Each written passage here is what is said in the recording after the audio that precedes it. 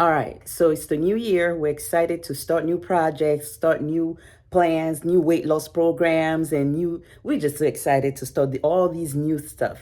But maybe for you, your resolution shouldn't be to start something new, but to pick up all the stuff that you left. Okay.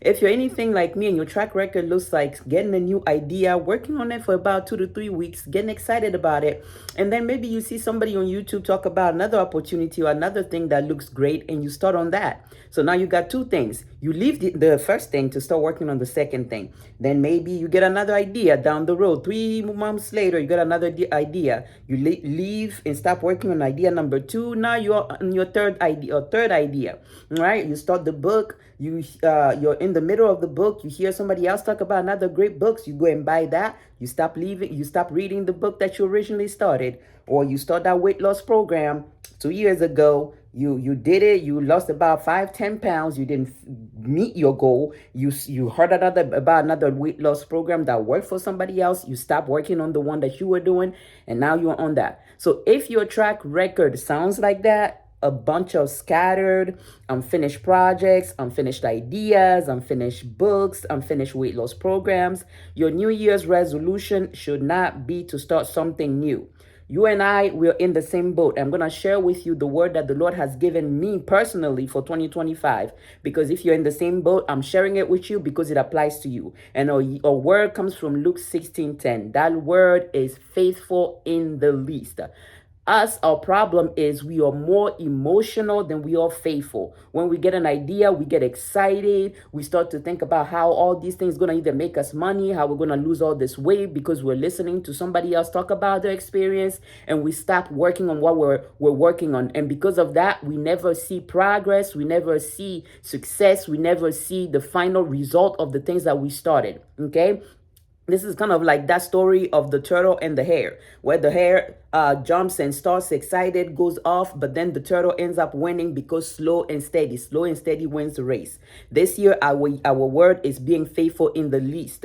Luke 16 talks about how how we are expected to be faithful in the least, because if the person that is not faithful in the least is not going to be faithful in the great. Go ahead and read it. I'm paraphrasing here, but if you're not faithful in the least, you're not going to be faithful in the great. If you're dishonest in the least, meaning you're dishonest with your time, you're dishonest in keeping your promises, you're dishonest in what you say you're gonna do, you're not gonna be honest even when new opportunities are presented to you. Let me give you a perfect example. Something I've always said is, oh, I'm gonna dress better once I lose the weight. No, honey, the way that you're dressing now is how you're going to dress when you lose that 50 pounds. The way that you're keeping your house now is how you're going to keep it when you get that bigger house, that 3-bedroom, 5-bedroom, whatever house. Whatever you are doing now is what you're going to do when your circumstances change, because it's not about circumstances. It's about our mentality. So if you're looking for that bigger business, you're looking for that bigger project, start with what you're doing now. So what we're going to do in 2025 is be faithful in the least, meaning before we even start something, we're going to go to God. We're going to figure out what God is saying. And once God gives us the okay, we're going to start that thing, and we're not going to change it. We're not going to stop doing it, no matter how excited we get about a new project, no matter who shows up to give us a new idea, no matter what YouTube video we watch. We're going to continue with what God told us to do until we see the end result. Okay? If you get a new idea in the middle of whatever you're doing, write it down, put it aside. You get a new idea for a new project, write it down, put it aside. Do not start working on something until you finish what you are doing.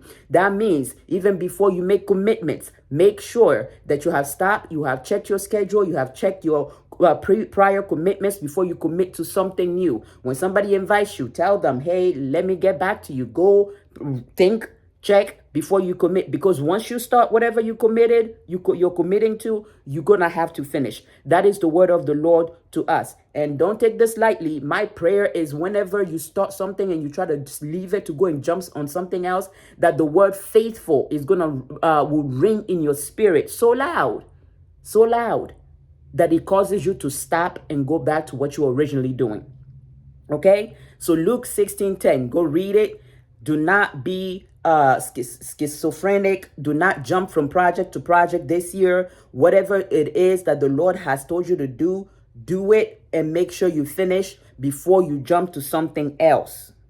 Our word is faithful in the least. Run with that, okay? Do not be emotional, because that's what it all that's all it is. It's emotion. We get emotional excitement when we see something new and bright and shiny, and we're jumping from thing to thing, and we never see the result. If we want God to bless us with bigger, we want God to bless us with more, we have to show God that we will be able to take care of it. And we do that by taking care of what is in our hands now. If you're working for somebody, you're not going to work better because you own your own business if you're not working good now.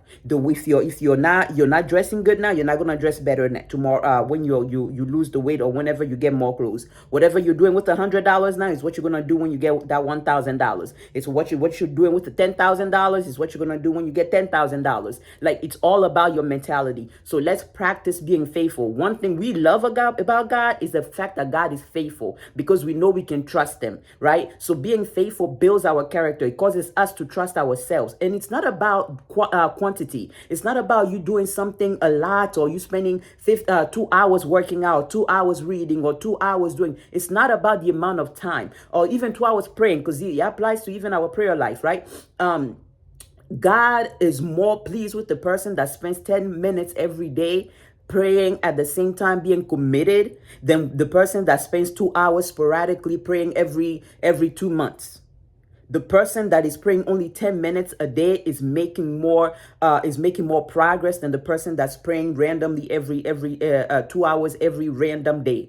Okay, so it's not about even the quantity. It's about the quality, building little by little. Okay, and so yeah, that is your word. That is our word. Okay, both you and I, sister, brother, that's our word. Faithful in the least. Don't talk about making a new resolution. Don't try to do something new. Forget about everything that you've written down. Whatever you started, go back and finish it, and show God that you are faithful. Because you like when God is faithful to you, because you can trust him. You know that if God said it, he's going to do it. You know that if God promised it, it's going to happen, because he is faithful. So show God that you are imitating that characteristic, that character. Because you are made in his likeness, he is faithful. You also have the capability, the capacity to be faithful. So be faithful. If you like it in God, let God be pleased in finding that character in you, so that you can get to a place where you trust yourself and other people can trust you. Because when you jump from place to place and thing to thing,